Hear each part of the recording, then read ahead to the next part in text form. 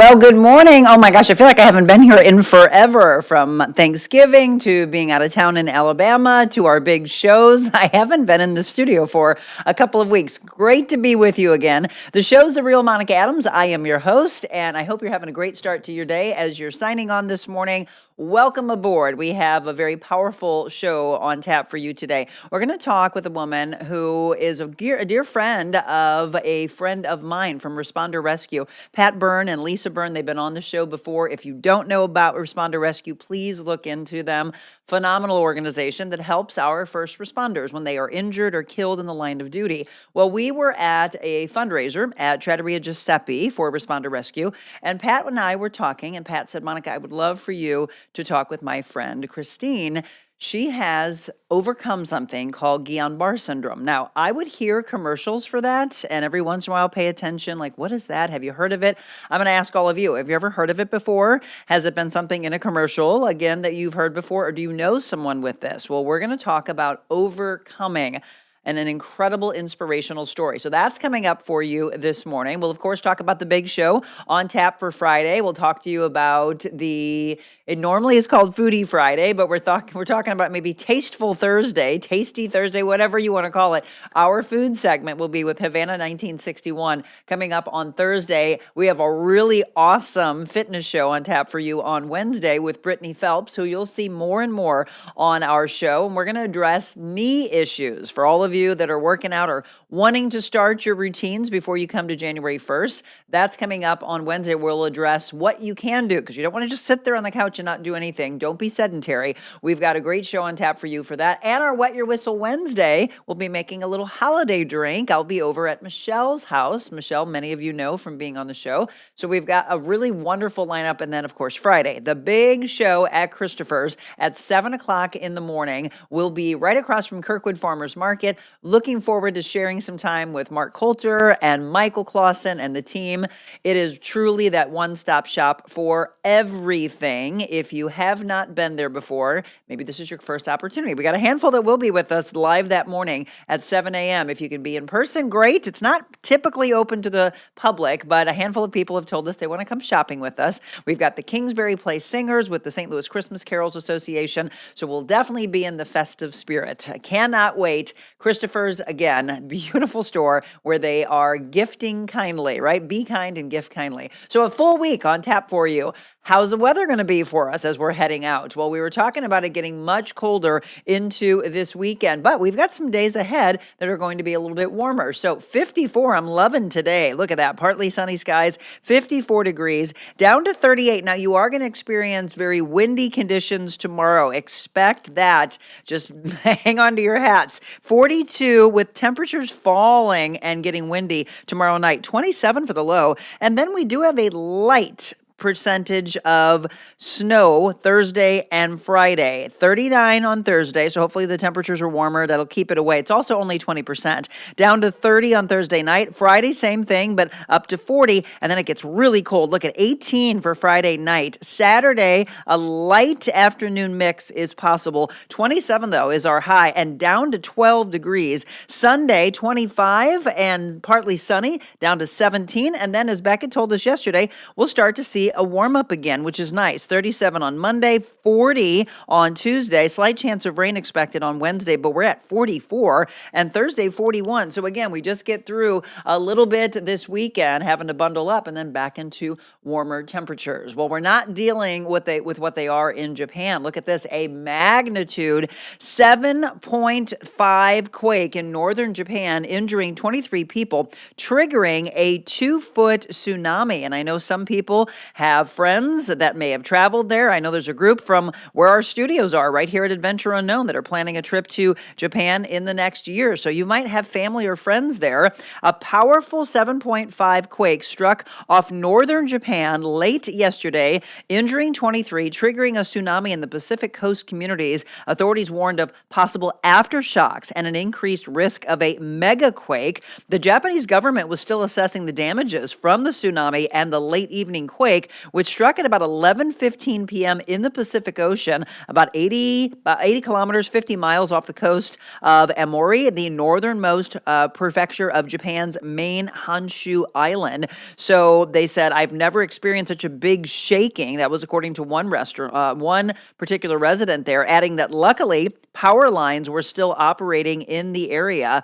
So we will follow this. And again, fortunately, we're not talking about any deaths, but again, injuries and a lot of damage from that. Okay, I don't know if you've seen any pictures or any video from this, but Miss Universe, a contestant remaining in the ICU after she fell off the stage during the evening gown competition. It was kind of hard to watch. Miss Jamaica Universe 2025, Dr. Gabrielle Henry, remains in ICU. She fell during the preliminary competition back in November, suffering a serious fall through an opening on the stage while performing her walk during the evening gown competition. According to the Miss Universe organization, the initial reports say that she was not badly hurt when she fell off the stage. However, she suffered severe injuries and was taken to the hospital immediately. She remains in the ICU, requiring 24-hour specialist supervision, and she is expected to be transferred to a hospital in Jamaica in the coming days for her continued treatment. Just absolutely scary. Dr. Henry and her family extend their heartfelt thanks to the people of Jamaica, the Miss Universe community, supporters worldwide for the overwhelming outpouring of love and prayers and encouragement. As I said, I saw this on social media. This went viral, obviously. A lot of prayers, and we send them from our show as well. All right, here's a question for all of you. Have you been in a driverless taxi? Now, I have friends that took a bunch of pictures and videos. They were in another city, and they're like, I don't know, would Missouri want this? My husband says, no way would I get in a car without the fact that somebody would be behind the wheel. Well, I had yesterday or 2 days ago, I was listening to the radio and one of the stations was talking about this and everybody was weighing in. So I'm going to ask you the same question. Would you get in a driverless taxi? Let me know. There's some Missouri legislation that is slowing the driverless taxi rollout in St. Louis. Currently no specific state law allowing the fully autonomous vehicles on our roadways. But as you can see, November they hired 4 lobbyists. December 1st, the bill was to allow the driverless cars. Now they're talking with St. Louis leaders. Would you want this to come? Even on the fastest track, if lawmakers pass the bills next session and the governor signs them, the new laws would not kick in until late summer of 2026. I would just like to look into this. Waymo cites its own crash data to argue that its driverless cars are safer than human drivers, pointing to large reductions in injury-causing crashes and serious injury crashes compared to human-driven vehicles over tens of millions of miles. I don't know. I don't know if it's a control thing or I would just freak out if something happened and all of a sudden you're like, hey, and you can't jump into the front seat. So weigh in. I'd love to see what you're seeing. A lot of people said no way. I see no way. I see no. All right, I agree with your husband. No way. I'll look at your comments. And again, keep dropping them in. Say no or yes. I mean, that's simple. Just type in no or yes. Me? No, at least for right now. I have a cousin who bought one of those Teslas and supposedly those are supposed to be okay, right? You sit there and let it drive and he got in a crash and it totaled. So there are definitely things that can go wrong, but I don't know. This all goes into that whole AI thing and everything of where we're going in technology. It freaks me out just a little bit. All right, we talk about recalls a lot. This one has to do with your crayons. So check out if your kids have these Crayola magnetic building cubes. They have been recalled over a safety risk to your kids. The Consumer Product Safety Commission announced the recall of Create On Crayola branded Pip Cubes. The building cubes contain magnets, could become loose, and cause harm to your kiddos if they swallow them. They were sold in bold colors and glitter sets of 24 and 27 cubes. 24-piece sets were sold at Michael's stores nationwide and through the company's website. The 27-piece sets were sold through Amazon. So far, no reports of any injuries. That's the good news. So if you want to reach online, Create On, and find out more information about this, there's also a phone number that I'm going to drop into the comment section for you right now. So just check that out. And please, again, if you have these, make sure that you take them out and away from your kids. All right, now we're going to get into some stories that are going to make you either laugh or make you go, what? So, a runaway reindeer has led to a drone search. First of all, I would love to see a reindeer in person, would you not? Yes. So, a runaway reindeer leading to an hours-long drone search. This was in England after fleeing a Christmas event.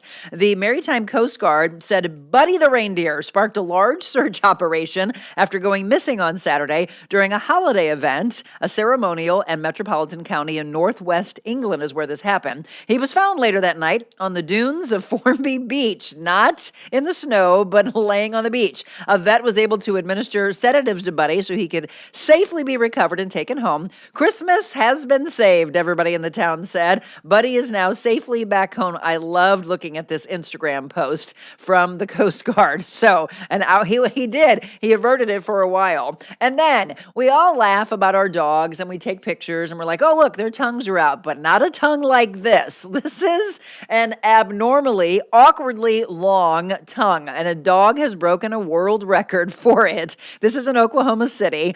Ozzy, a 4-year-old Mastiff mix, broke the Guinness World Records for the longest tongue on a living dog this year.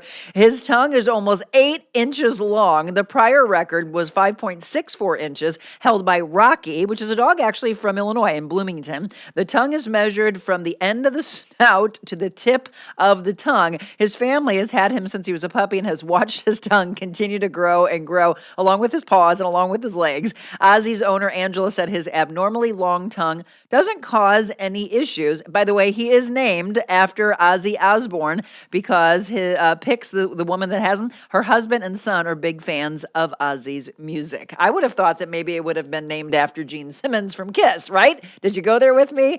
All right, now, an attempt was made on this. You got to give this guy props. He tried. Look at this. He used a flashlight for his headlight. This one was in Wisconsin. Deputies said they caught the driver using a flashlight as his headlight. On Friday night, the Door County Sheriff's Office said deputies stopped the vehicle for speeding.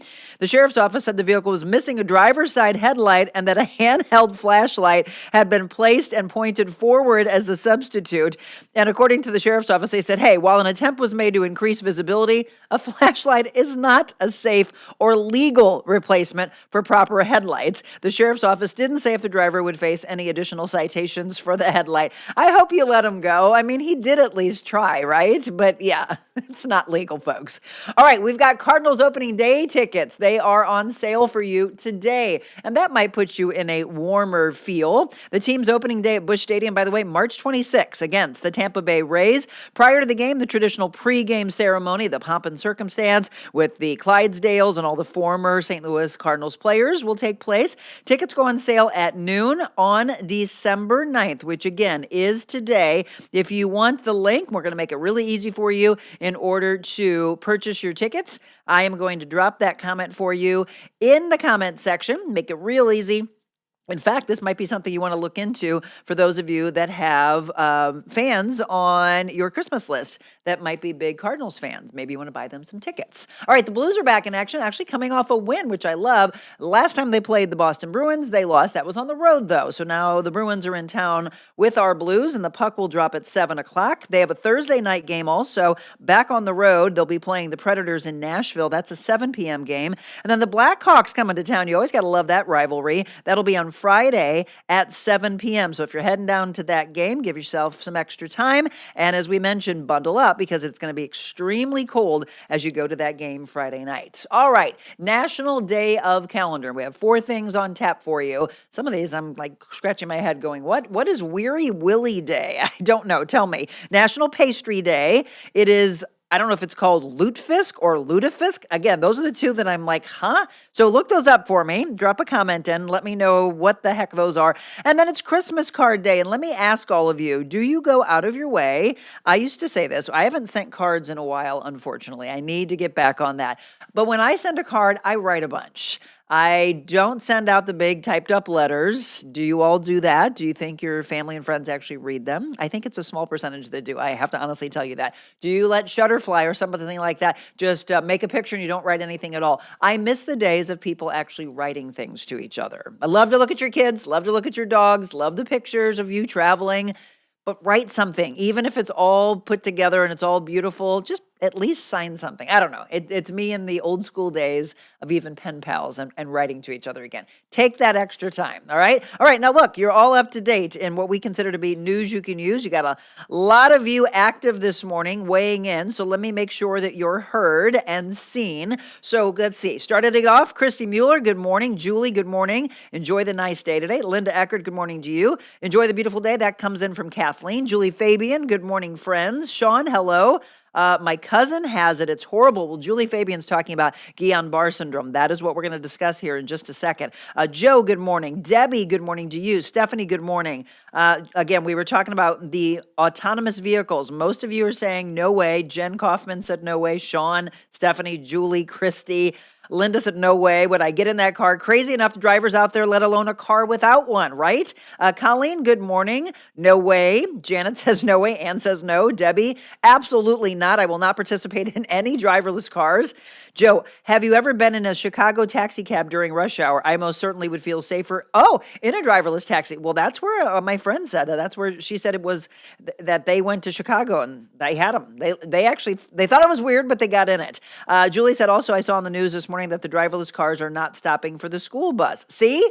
Colleen says, wow to that. That's what I'm talking about. Richard, I put a flashlight on my lawnmower, but never my car. Peggy, good morning to you. Christy said, I love sending Christmas cards. I was actually working on mine this morning. Yeah, I've got a handful of them coming in, and I feel like I need to get on it.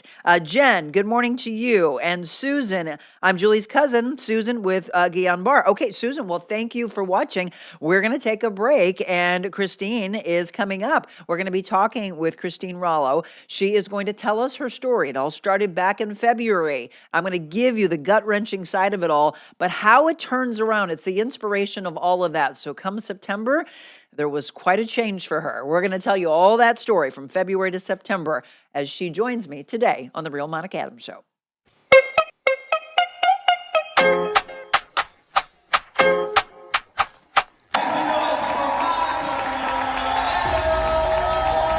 By the end of this, I want 100% raising your hands. I'm here to empower you because you all have intrinsic value. I don't care if someone has told you that you don't.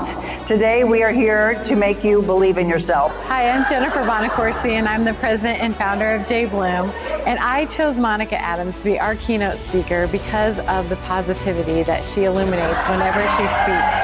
She's an amazing influence and has so much impact on these women that they are going to leave changed. It's a constant education. Never stop being the leader. If you are given the opportunity to be, and I hate the word boss, by the way, don't we like leader more? Have you all seen that image of a boss shouting behind their team and then the leader out in the trenches? And I know there's a lot of people that are thrown into your paths, and there are people who try to squash your dreams. It could be your partner, it could be your parents, your children, a boss that you've had, but you cannot, from this day forward, I'm going to ask you to not give them power any longer. So we think it, we write it, we hear it. Think right here. Make connections today. Then pave that way. You now have the awareness. So how do you pave that path? Your message, like at the end, you be anything but before that, be kind. Yep.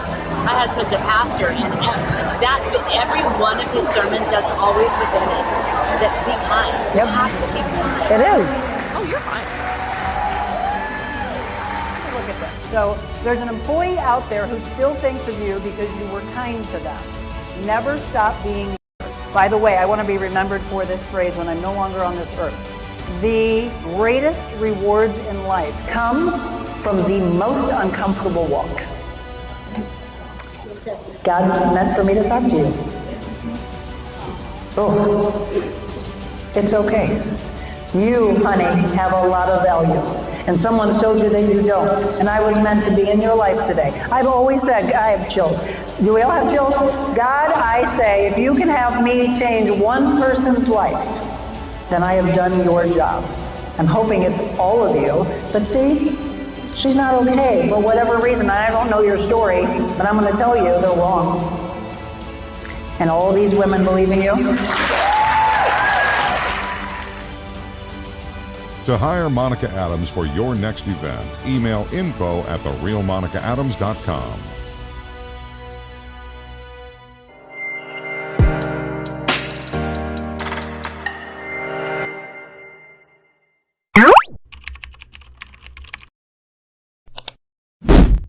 And that's, of course, how you find us on YouTube. A lot of people are like, oh, is it The Real Monica Adams on all? Yes, everything but my Facebook, and that is only because of my TV days. So that one's at Monica Adams TV. There is a personal page where we do cross stream, but for those of you that might be watching on my personal page, hop on over to my Monica Adams page because those are the comments that come in that I see live. Otherwise, YouTube, Instagram, X, Rumble, LinkedIn, and Twitch. Multiple platforms that we're on right now where you can interact. And welcome to a lot of you that are brand new and you're watching because of our dear guest this morning. First of all, Christine Rallo, thank you for coming in studio. I appreciate it. Thank you so much, Monica, for having me. I greatly appreciate it. Looking forward to telling your story. So first of all, I have to ask, how do you know my dear friend Pat Byrne? I have known Pat since I've been 16 years old. Really? Yes, we grew up together. So Pat's actually my mom's godson. So I've known him since, well, he's known me since I was a baby. Wow. And so we were sitting there talking, and this is, by the way, how I always tell everybody, if you have a guest with an inspirational story that you would like for us to tell, reach out to me, info@therealmonicaadams.com, because it's the everyday stories of overcoming and inspiration and hope and motivation that I absolutely love, that we've been doing from day one. And then we mix in the fun and entertainment and all of this, but these are the stories that make you say, I can overcome. So first of all, give us background. So you worked in law, you were going along in your life until February, and we'll talk about that in just a second. But give me background before this all happens. So prior to the disease happening, I was paralegal. I've worked in law for 34 years now. I am a member of the Elks organization, and Pat and Lisa are members there now. And so I was just very active. You know, we did a lot of fundraising, a lot of charitable work, was very involved and active in the Elks organization. You know, have just a phenomenal group of friends. So just doing a lot of fun activities. So just a very active social life. Sure. Yeah. And never, and this is why we do these stories, because everybody believes, right, Christine, this is what I'm hoping we can get across to them today, that at any given point, your life can so drastically change, which is why we ask you to live for the moment and do all the things that you want to do and love on each other more and be kinder, because all of a sudden, as you're going along with all of that, your life drastically changes. So I had mentioned when Pat suggested that I do this interview, he was like, have you ever heard of Guillain-Barré Syndrome? And I said, only in commercials. Every once in a while I would hear something about this medication and then I would turn my head and say, but what is it? So first of all, tell our audience what it is. Okay. So Guillain-Barré Syndrome is a it's a very rare disease. It's a neurological disease where your immune system will mistakenly attack your peripheral nerves. Okay. And it'll start like eating away at the nerve endings and start shutting down.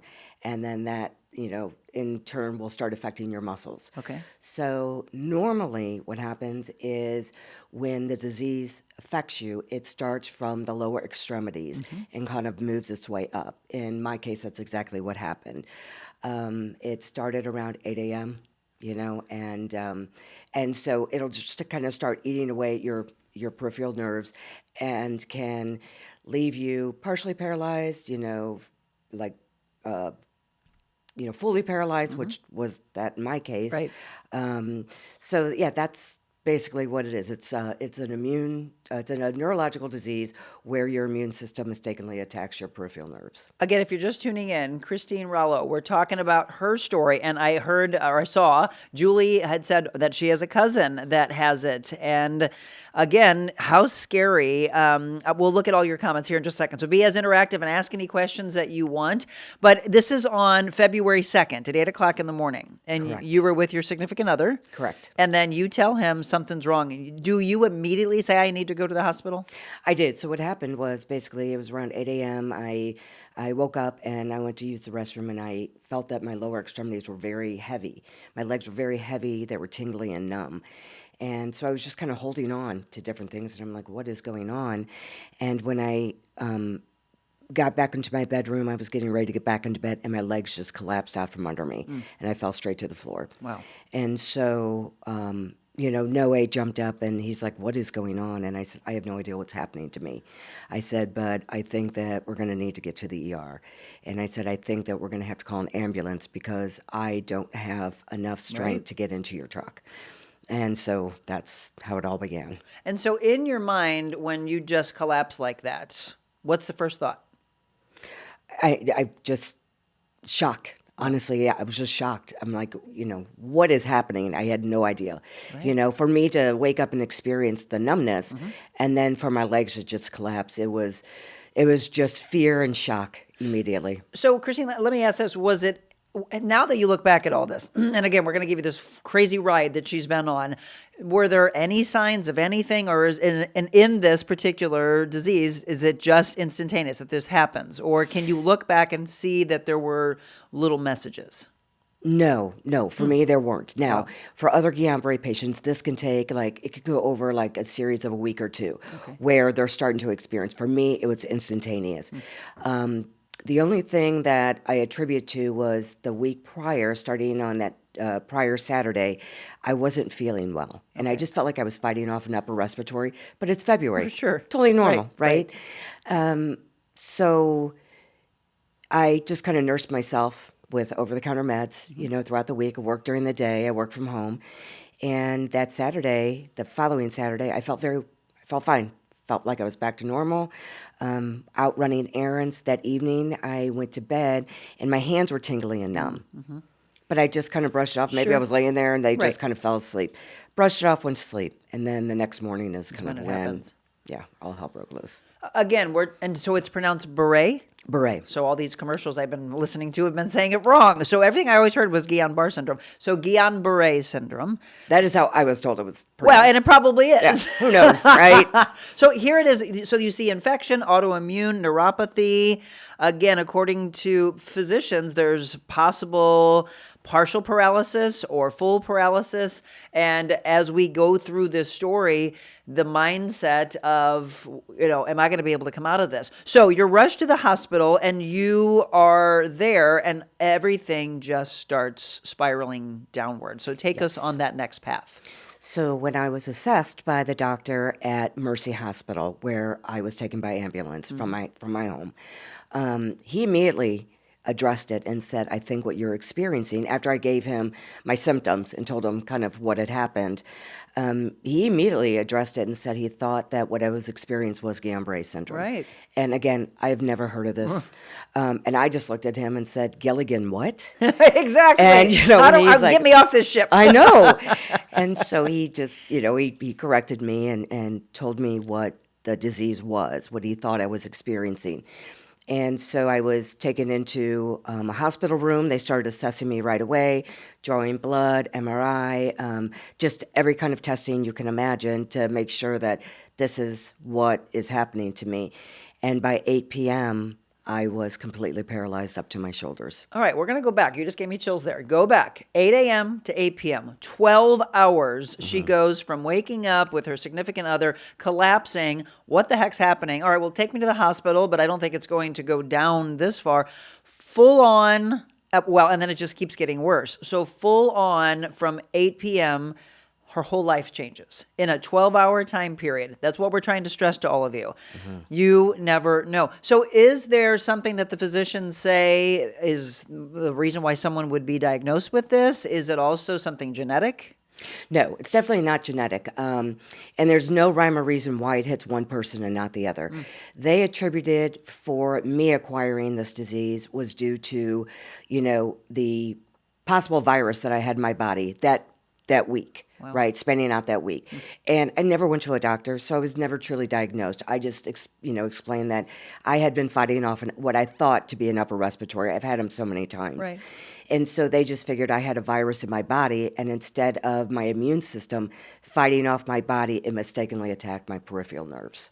Okay, again, anybody would have any questions or comments throughout the show when we're live, or if you watch this later on replay, give a shout out to her. Tell her about, again, her mind, because it gets so strong. It might be weak for a bit, but then the spirit and the emotions that all come out of this. We're going to take a quick break. She's going to continue to take us on this story, and a point where her whole family comes to her to make a decision on life ending. Yes, that's where we're going to go next. Christine Rallo, my guest, and we'll have more with her when we return.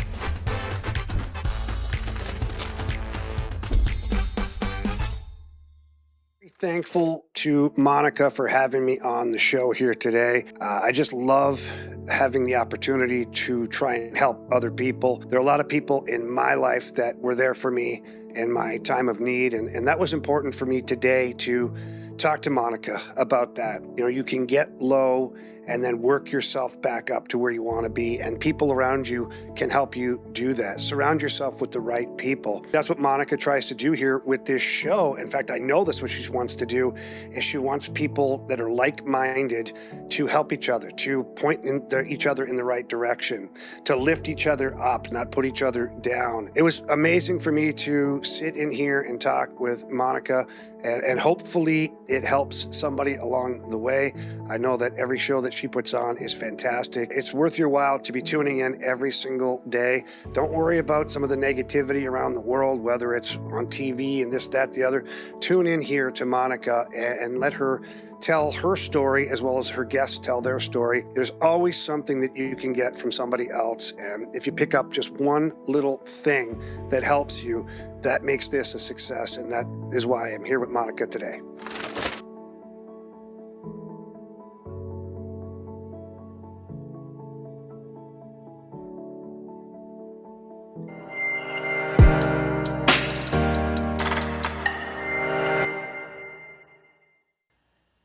Welcome back. Thanks for tuning in again to the Real Monica Adams Show. Welcome aboard to a lot of you that are brand new to the show. We hope you come back day after day because these are the kind of stories of inspiration. So Christine Rallo is telling us the story about Guillain-Barré Syndrome that she was diagnosed with in February 2nd of this year, 8 o'clock in the morning. Again, collapsing, going to the hospital by 8 p.m., full on thankfully, to a physician that recognized it and diagnosed it right away. So we want to say good morning to all of you. Susan, who was invited by her friend, her cousin, I should say, Julie, she also has this. And then a lot of people just giving you a love and saying, you're so bold and courageous. Kelly says, I love you, Christine. You're simply amazing. You look fabulous. I agree with that. Kathy says, I'm so proud of you, Christine. I love you to the moon and back. So a lot of love. And, honestly, just stopping there for a second, you can't do this without the support of those that you love. No. Right? And I will tell you, Monica, I have the most tremendous support system. I'm so blessed. When I tell you I'm blessed, it is such an understatement how blessed I am, truly. Well, a lot of struggles, and so don't try to go at it alone. That's another message from today. Lean on those that love you, and she's got a lot of love and support. Feel free to keep dropping that love in for her, and just listen to the story. So as we said, 8 a.m., okay, so I'm going to take you back on February 2nd. So she goes into the ER to figure it out. 8 o'clock, paralyzed up to your shoulders and having issues with breathing. Mm-hmm. At that point, you could only move your neck, your head, and your eyes. Correct. Okay, and by the second day in the hospital, her breathing had diminished to the point they had to put her on a ventilator. She'd sleep with your eyes open because your eyelids were paralyzed. Became paralyzed, right. I've never heard that before. So all of this is happening, and then they put a tracheotomy on you. Correct.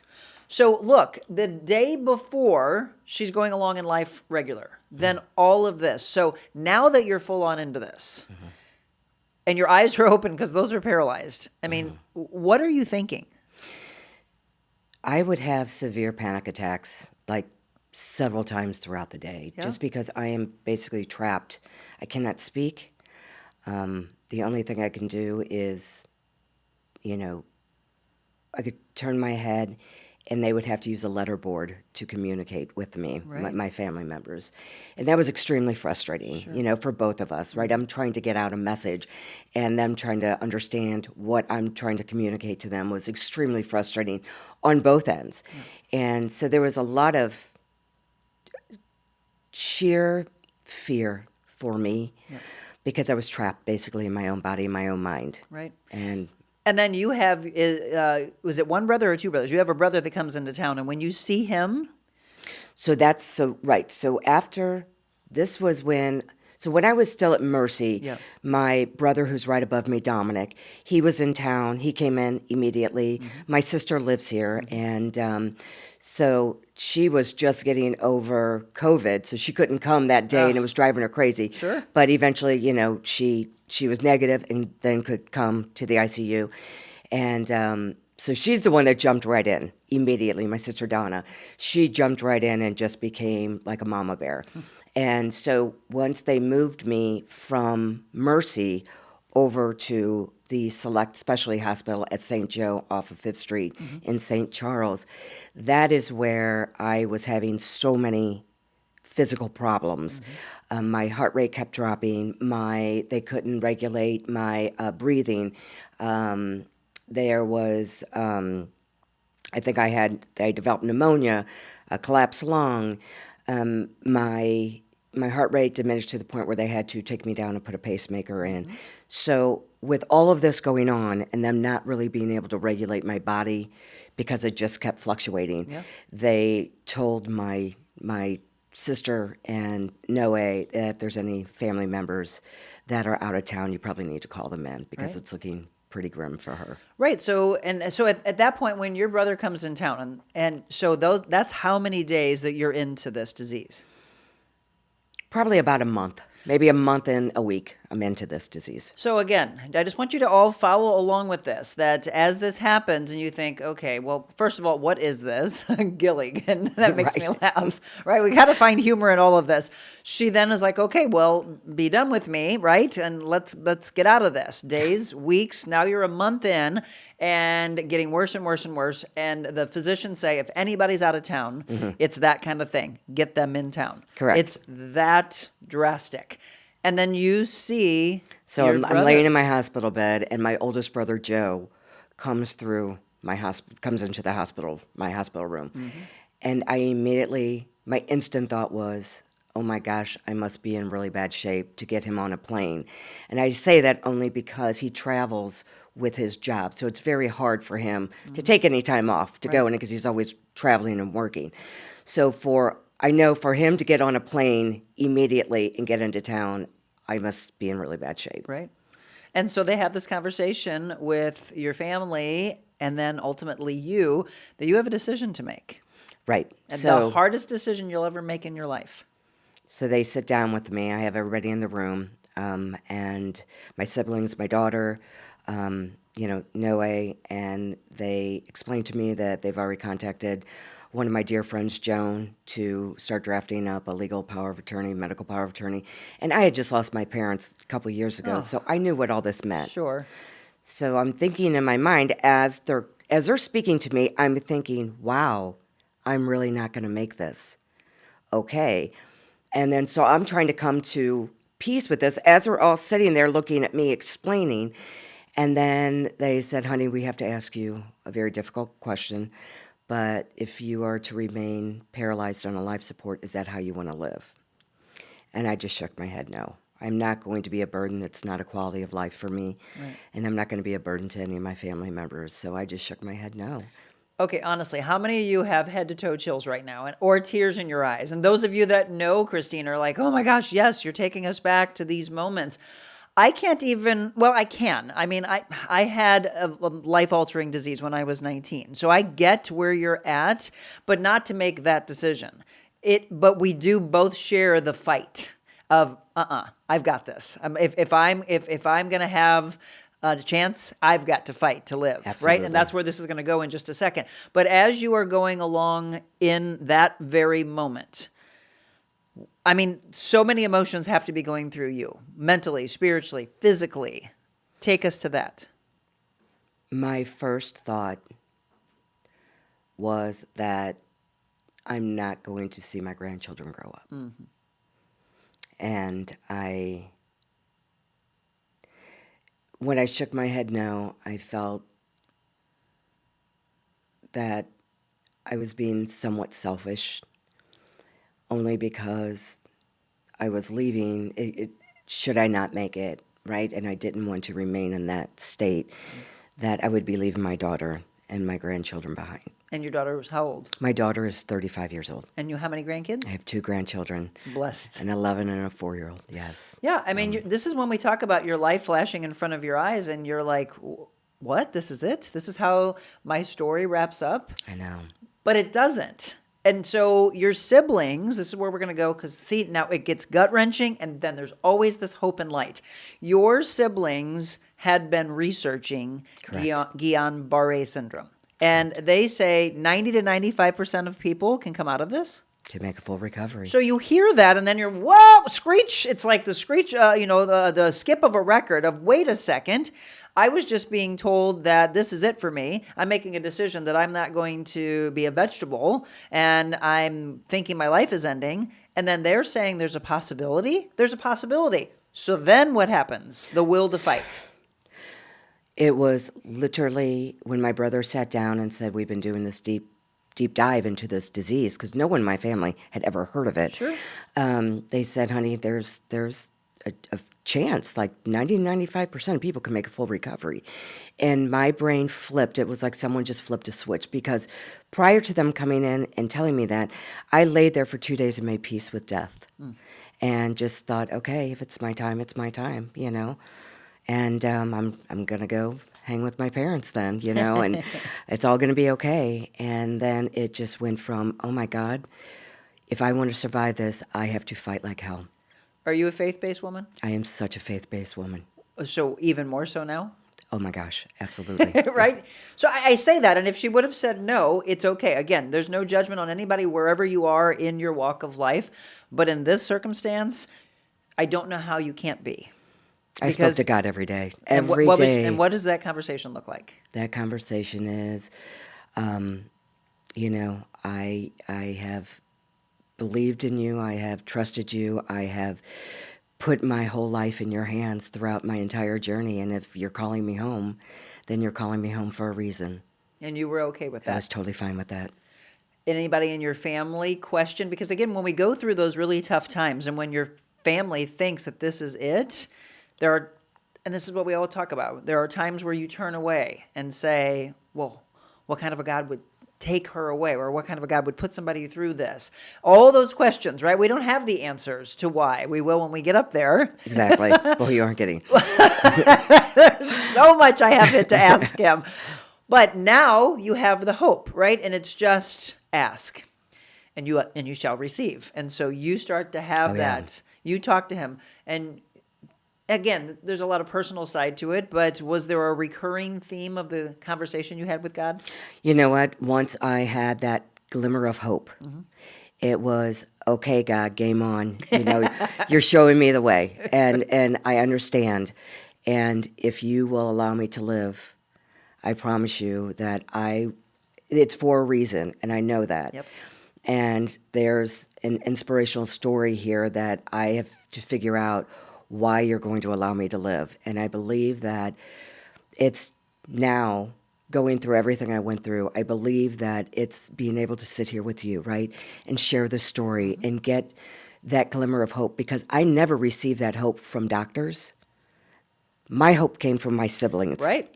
Okay? Kudos to your siblings. Right, because those doctors were basically preparing my family for me to die. Yep. And it was my siblings that gave me that glimmer of hope and just kicked me into full gear of, you are going into fight mode now, and you are not going to stop until you get your life back. Yes, badass family. Joe, Donna, and Dominic. All right. Kudos to all of you. I hope you all see this at some point, because again, it takes our family members to believe, because we have to pull strength from someone. For me, it was my mama. When my mom and dad were told she's going to die today, my spunky little 5'1" mom said, "Not my daughter, not today." Right? And so all it was this hope. And then she came in and said, "You are in pretty grave condition." She wasn't supposed to tell me that. And it was, let's fight. Right? And so then you fight. And so for those of you that have lost, I know this is where the struggle is of, well, why didn't my person live? Right? I get that. There's so many questions to ask. But when you are given this second chance, Amen. it's then what do you do with that life, right? How do you level up? So I'm going to ask you that question. But again, she goes from St. Louis, you go to Chicago, you go to Nebraska, right? Right. And so we're going to get into that part. So in Nebraska, when she's going through all the therapy, she's watching all these things play out. And it's where we take February to September that I think is just absolutely amazing. So I hope you hear the spirit of hope, survival, motivation for each and every one of you. But I also hope that you level your lives up, because you never know when our last breaths are. Certainly do not. Right. More with Christine Rallo when we return.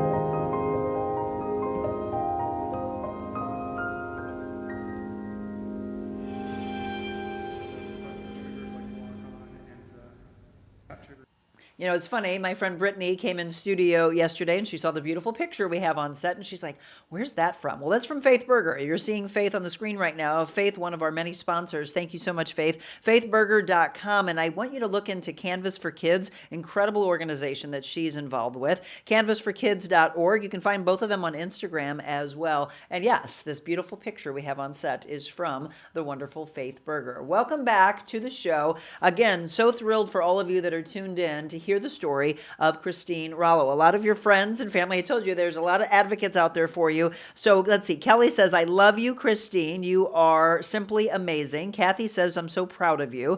Peggy said, Donna is a blessing. She was an incredible advocate and support for you. Linda said, all I can say is, wow, Christine, you are so brave and strong. Debbie says, kudos to your siblings. Julie says, we all need advocates. God bless you and your family. Dominic, Donna, and Joe were amazing. And Peggy said, I witnessed her strength. Christine is a warrior. She and I were just talking during the break, and this is very important to talk about. There are physicians put into your lives or in your family's life sometimes. And look, it's what they know. They are practicing medicine, and every day it is learning, learning, learning. But if they all of a sudden think that they have ultimate power to say that your life is ending, you have the ability to come back and say, no, not me. I'm going to fight. I'm going to fight. So if it wasn't for your siblings, you could have given in to the power of a physician to tell you that this is it.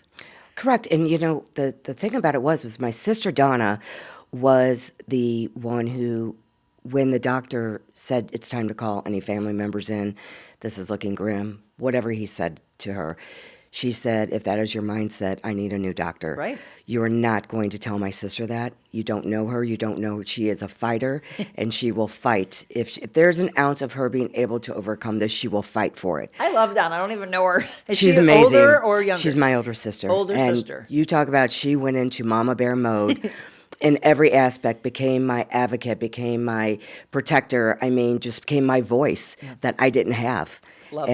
And without her, I'll tell you what, she was my angel. She truly was my angel. So were you always close with her? Yes. Even closer now? Yes. Yeah, I'm sure. The relationships, the bond just gets tighter and tighter. Christine says, this is a big wow, eye-opening. Thank you for sharing your story. Truly amazing. Bab says, fighting families. Yes, Guillain-Barré Syndrome. That's what we're talking about. So we mentioned St. Louis, then Chicago, then let's go to Nebraska. So you're in Nebraska, I should say. You are there for your therapy, right? So, right, I was flown from Shirley Ryan Ability Lab in Chicago. I was flown to, it's called QLI, it stands for Quality Living Incorporated. Mm-hmm. And it is it's a campus, basically. It's a rehabilitation campus. Mm-hmm. And it's a very holistic mindset there where you have a team of, I had a vocational coach, I had a life path coach, I had a fitness coach. I had 2 physical therapists, 1 occupational therapist, a adaptive sports therapist. I mean, when you talk about having a team hands-on around you, right? There was this amazing woman, Jazz, who was like an administrator who helped with paperwork if you had to fill out Social Security paperwork or, you know, any type of paperwork that you had to fill out, she would help you navigate those waters. So, I mean, when I tell you there is such a support system at this facility, it was truly extraordinary. So I arrived there on May 6th, and I arrived to, there's 6 houses. Okay. Each house houses 10 clients. Mm-hmm. And depending on what house you end up in is really dependent on what type of disability you have. So they really focus on traumatic brain injury, mm-hmm. spinal cord injury, and neurological disease. Okay. So I was placed into house 4. Mm-hmm. And when I walked in, I felt like I was back at camp or at college, right? Because it's kind of a dorm room setting. Sure. And I walked in, they were having a going away party for one of the clients that were leaving. And that's kind of how that's how my journey at QLI started. Right. You're looking at what is coming for you. You're looking at those possibilities. And you're watching so much. What I love is Christine would watch changes, and then you would watch people, you know, making improvements. And in your mind, you kept wanting something by the time you got out of there, which is what I really love. So to paint that picture for us of what you watched. So when I arrived, I was still in a wheelchair, and partially paralyzed at that point. I'd say probably still about 40% paralyzed. So I arrived there, and the first day I met with my physical therapist, my occupational therapist, and then throughout the next 3 days, because I arrived on a Wednesday, it was just more like meeting my team. Yeah. And I kept telling everyone, listen, this wheelchair doesn't define me. I said, I am going to walk out of here. And I remember everybody just being very passive and just like, oh, that's a great mindset, da-da-da. And finally, when I met with my physical therapist and my occupational therapist, I looked at them and I said, you need to hear me. I am going to walk out of here, and you need to do your part, and I will do whatever I have to do on my end. I said, you push me every day. I will never complain. Right. I said, but I am walking out of here. Do you hear me? Did they not think you would when you came in the state you were? I think that my just saying that off the bat, they were just like, oh, that's just a great mindset to have. But they didn't know my will, my determination, and my spirit. It's just interesting, the people, the healers that are put into our path. Someone there would be like, oh, yep, this woman's absolutely going to walk out of here. We just need someone to believe with us. Right. And I think it really started when, I think the strong belief came when I started doing the physical therapy and the occupational therapy and working out in the gym almost daily and working with my life path coach and, my vocational coach. But it was really more the physical when it started, right? Because I was just like so determined. And I just remember we would hit these, because like I said, I was still fairly paralyzed, and I would hit these milestones. They would give me these tasks, and I was able to either achieve or succeed, supersede, right, these tasks they were giving me. And I remember them being like, okay, let's try something else. And just, because I kept pushing myself, and I knew that's what I needed to do and stay strong in the mind, right? Yes. There was nothing that was going to set me back. Not one thing, not one comment, not one iota was going to set me back from achieving my goal. Sheer willpower. Absolutely. And so that's it. We talk a lot, Christine, about what this can do. This can be our worst enemy or our best friend. This can be what keeps us alive and keeps us fighting to say, this story is going to change. It is Yes. not going to be what you all thought it was going to be. I love the fact that that facility is holistic. I'm very big in, again, I have a great appreciation for medicine, but I hope everybody understands that there is a beautiful blend in life that should take place between Western and Eastern culture medicine. Absolutely. It is absolutely needed. So, okay, so let me go back for a second. So in St. Louis, what made them send you to Chicago? Okay, so I attribute this to a very dear friend of mine. Her name is Kim Roberts, and she was a nurse at Mercy, and now she works for Shirley Ryan Ability Lab. Okay. And I think that she works from St. Louis, and so she happened to be at Mercy, and I guess was looking over patient list and happened to see my name. And she was like, You have so many angels in this story. it was. And so all of a sudden, I remember I'm laying in bed, and I wake up to Kim in my face, and I'm like this, like, what? How are you here? And she's like, obviously, I know you can't talk, but let me just explain. Honey, listen. She's like, when you are able to move, I'm getting you up to Shirley Ryan Ability Lab. Wow. She goes, it is the best facility to start your rehab in the United States. Okay, they have been named number one for the past 34 years in the United States, and I am going to get you up there. She's like, I'm checking with your insurance. I'm pretty sure they will cover this. Beautiful. But this will be where we're going to send you. And I'm trying to reach out to your sister to get a hold of her. And so Donna and Kim finally connected, and Kim says to Donna, this is where your sister needs to go for her next. When she starts her treatment, her rehab, this is where she needs to go, okay? So I was medevaced from Select Specialty Hospital up to Shirley Ryan, rehab there for a month and a week, and then my insurance basically said, okay, we're done with you, like in hospital rehabilitation. So they basically said, you're cut off. Right. This is your last day.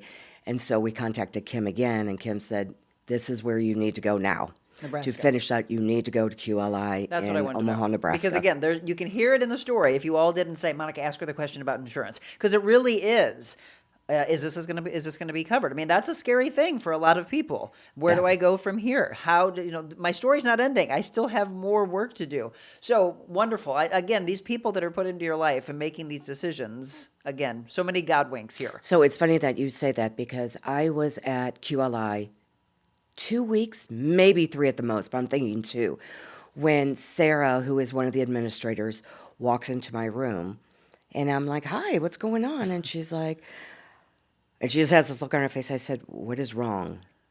And she's like, "Your insurance has denied you for continued stay." And I just started sobbing. Sure. And I said, "Sarah, I've just begun my journey here. I have so much more to accomplish. How are they denying me? How are they saying that I am not getting well?" Right. I go, "I've been here 2 weeks. You would not believe the miraculous, recovery that I've already done to this point, and it's only been 2 weeks. How are they denying me?" I was stunned. Sure. And she's like, "Honey, we're going to fight this. Don't worry about it. Just, okay, you're not done here. You have so much more, but I needed to tell you, we need to keep you in the loop." And I said, and I'm sobbing. So I call my daughter, I call Noah, I call my siblings, and I'm just like in a panic, because I'm thinking, I'm walking out of here. They are not cutting me short. Right. So again, they do a peer-to-peer, and they get it overturned. So this went on almost on a weekly basis. Well, and again, that's why I brought it up, because so many people, you're fighting for your life here. You're getting better. You're going through the therapy. You don't need a setback mentally of, oh my gosh, now we got to deal with this and that kind of stress. Yes. Which in this particular case, your body does not need as it's fighting this off. Exactly. So how long were you in Nebraska? I was in Nebraska 4 months. 4 months. I'm going to take our final break. And when we come back, do you think she walked out of there, or was she in a wheelchair? I think you know. More of Christine's story when we return.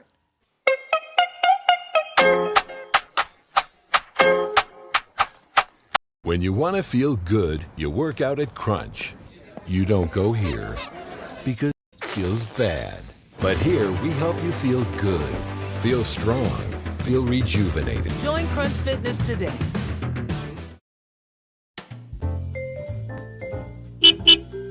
Welcome to the mobile Monica version of the real Monica Adams Show at my favorite restaurant. There's something about a coffee house that's just very warm and welcoming. Gives you that sense of community. What are you most proud of since you've opened it? I cry easily. I'm thankful for everybody here. You opened the door during the middle of the pandemic. You got the best Italian restaurant in the United States. Here in St. Louis, you put us on the map. Does it scare you? Do you go through fear? Terrifying. So how do you get past the fear? We find something to laugh about.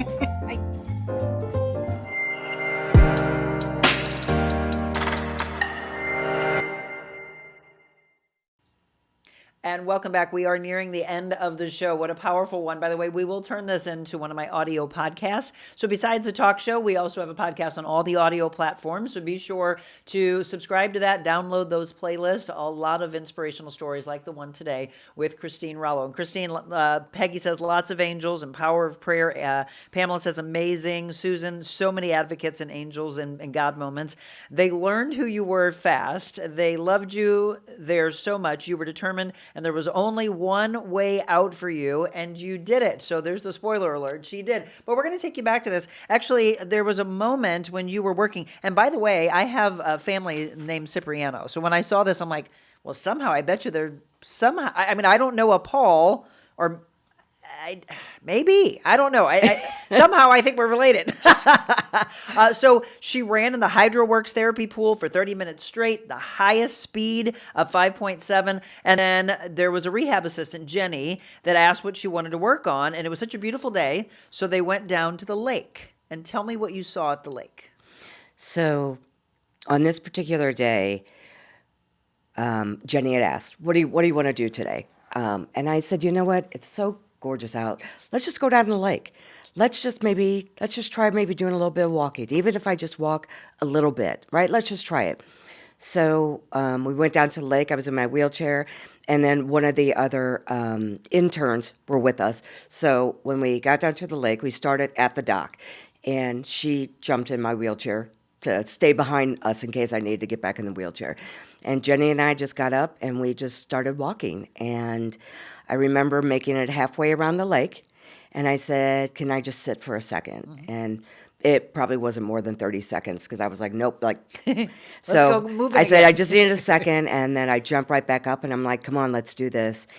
And we walked around the lake and I sat back in my wheelchair and I put my hands in my head in my hands, and I started sobbing.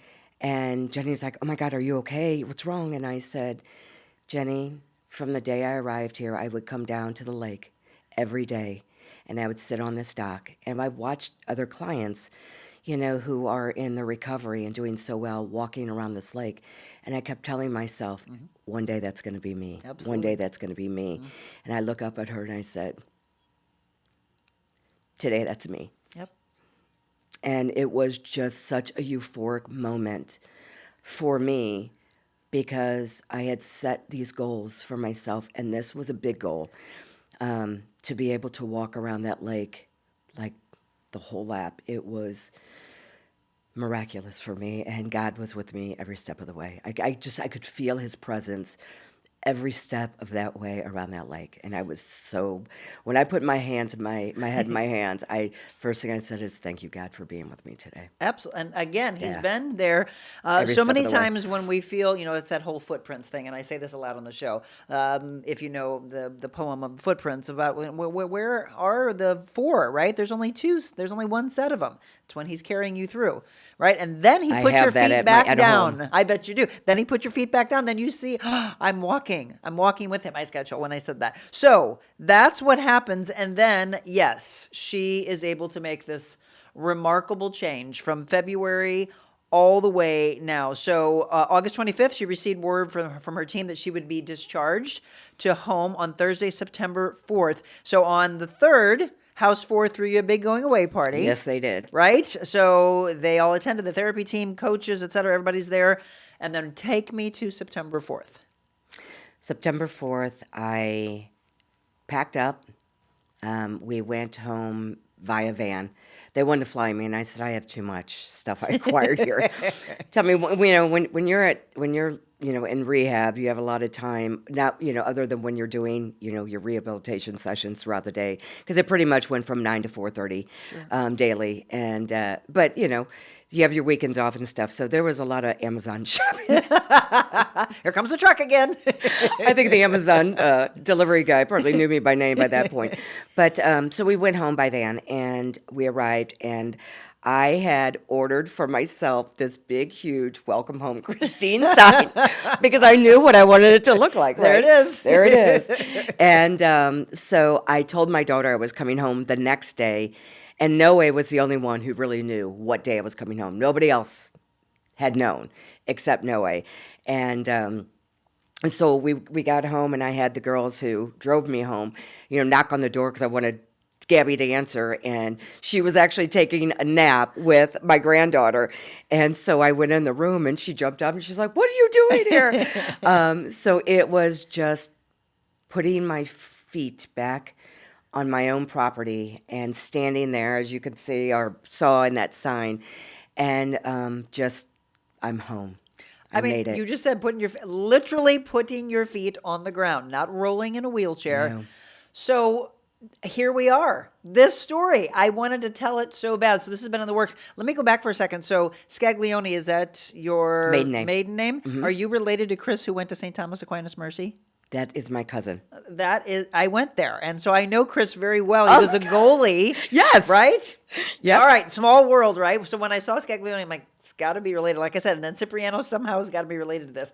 Don't you love this story? Because again, so many of you were going, oh my gosh, I've got tears, or this is aha moments.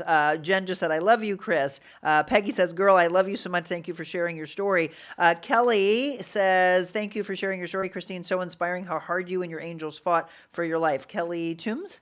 Yes. Yes. So Christine said, I have had chills the entire time you were talking. God bless you. You are so strong. I'm crying happy tears. Thank you, Jesus. Again, what an incredible story. These are the stories I'm looking for so that all of you can have that type of hope. So now that was September. Here we are. From a doctor standpoint, is there anything that they say you have to worry about going forward? So currently I still have Guillain-Barré in my ankles and feet. So what the disease does is normally it will take you from the lower extremities, and however in depth your paralyzation goes, right? Mine went all the way up to my shoulders. And when your nerve endings start regenerating, you start waking up from the top down. Okay. So that is why, the first thing I was able to do was just kind of shrug my shoulders and then move my hands a little bit. So it's worked its way out of my body. The last of it is still like at my ankles and feet. So I go to rehab twice a week, physical therapy twice a week. And it, we made a little adjustments, but the one thing I told my team was I am not making any modifications to my house. The only thing that we did was Noe put up a rail going up the stairs, and he put some grab bars, in the bathroom. But And so they say that will work its way out? they say normally it could take up to a year for the disease to fully be out. So my goal is February. because it's a little challenging with balancing or sometimes just walking. But the more I walk and the more I get used to uneven pavements and stuff like that, it's it's becoming the new norm. Let me ask this as the final question, and then we always end with the devotional, so I'm going to let Christine pick that. So what is the greatest gift that you've been given in this as we head into the Christmas season? The greatest gift was the blessing of my support team. And I really would like to give a shout out to my significant other, Noe, who that man never left my side when I was in the ICU. Never. The only time he would leave is if one of my siblings were there. So I would really like to give a shout out. My family, my daughter, thank you so much for being my advocate and support. My sister, she was my angel. Yes. Literally saw me through this. So my blessing for this Christmas holiday is to give grace to God, to give just the utmost appreciation to my family, and just to know that if you were ever given, some bad news, just know that there's always a glimmer of hope, and that you can overcome truly anything that you put your mind to. I mean, for me, it was mind over matter, and it was sheer will to live. Absolutely. So I thank God for this gift of life and allowing me to remain on earth and to hopefully be able to get the story out and help the next person along who may need that glimmer of hope and that inspiration that if you have this disease that, I will be your advocate. I will be there for you. Don't let anybody think that they can write your ending, right? You make that decision. Amen. So all of you that might be going to visit someone in the hospital right now and you're thinking, I just needed this. I needed some hope. I'm going to tell that person, do you want to fight? Do you want to live? And sometimes you just need to keep asking that question. Do you still want to be here? Then let's go. Let's do this, which she did. You're very inspirational. Thank you so much. And God did keep you here to tell that story of hope. Guillain-Barré Syndrome. So, 100 Days to Freedom books. That's what we read from, okay? These are devotionals from Stephen Arterburn. Love these, and this is how we wrap up. So what are you feeling that with your story that you and the rest of the world need? 100 Days to Freedom from fear and anxiety, from anger, from shame, or from depression? Probably the first one. Fear and anxiety. Yeah. Yep. It is the number one that's chosen. Yeah. Because there was a lot of fear and anxiety, I'm sure there was. in the first couple months of going through all this. So, yes. Well, we're going to read from this, and we'll let you know what's coming up for the rest of the show. Thank you for telling your story. Monica, thank you so much for allowing me to tell my story. I appreciate it. Of course. And again, thank you for all of you that are friends and family of hers. Thank you for watching and for your comments today. I love you, Chris, is what Jen says. Thank you for sharing your story. Prayers from one Christine to another. Bless you, Christine. Thank you for sharing. Keep them coming in. Again, she'll be able to look at your comments a little bit later on. And then we love being live so that you can can interact just like that. Okay, so she needed to hear this, and all of you as well. 100 Days to Freedom from Fear and Anxiety, and we're almost done with this book. That's how often it's chosen. We're on day 95 of this one, and it's called Joy, Christine. His anger lasts only a moment, but his favor lasts a lifetime. Weeping may last through the night, but joy comes with the morning. Psalm 30, verse 5. So there are some hardships in life that it feels as though we will never get over. If you told someone stories about what you have lived through, as she did, they would totally understand. Anxiety and fear start to fill in the spaces that difficulties create, and you might think this is where your life will always be like from now forward. Whether you feel guilty because of a bad choice or hurt because of what happened to you, there is hope. God is not surprised by your life. Nothing has caught him off duty. This is comforting and frustrating all at the same time. If God knew what you experienced, why didn't he stop it? Where was God when you were going through the worst days of your life? He was there, hurting for you, holding you, and providing a way out. Your fears and worries were not forgotten by God. Eventually, you began to heal, and life looks and feels different than it did before. If you're feeling like nothing can ever remove the pain and hurt you've gone through, please reconsider. Your anxious thoughts, your fear, your pain can all be turned to joy as God works through the healing. There are many accounts in the Bible about devastation and redemption. Jesus' death on the cross is the ultimate healing story. God is still working, and if you will allow him to heal your hurts, you will experience joy once again. This story was meant for you.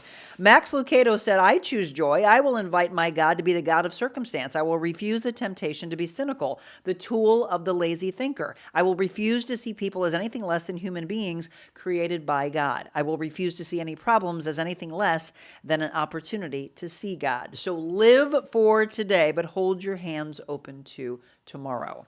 And here's your prayer. Heavenly Father, I praise you for the joy that you give. Help me find your joy in the difficult days and in days of doubt. You sustain me with your love, and for this I am grateful.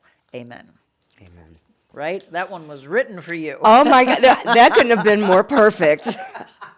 Absolutely. We always say many times when again, we don't do this in advance. So a lot of times people will be like, did you guys plan that one? Nope. No. Nope. Right here, But right it was now. absolutely perfect. Hit It the nail was. on the head. Bless you.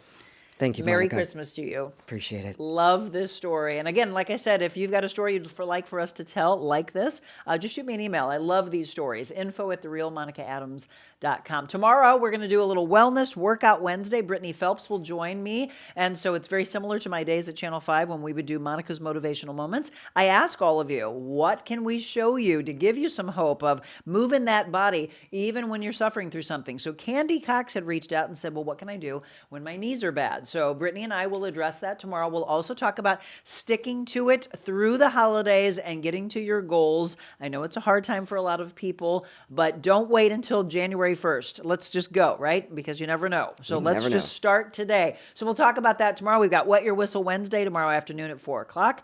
Thursday, we'll be featuring Havana 1961. That is our Foodie Friday, flip to a Thursday, because our big show is on tap on Friday. We'll be with Christmas carolers from the Kingsbury Place Singers. We are going to shop with you at one of the most beautiful places around, Christopher's in Kirkwood, directly across from Kirkwood Farmers Market, a one-stop shop literally for everything. I mean, look at it on the screen right there. It's absolutely beautiful. Life is like a precious pearl. That's what they're all about. So ready for the holidays? Did you get your shopping done? If not, let's shop together. Friday, 7 a.m. will be our live show. All right. Thank you all so very much. From Christine's story to all of you, hope, inspiration, motivation, it's there for you.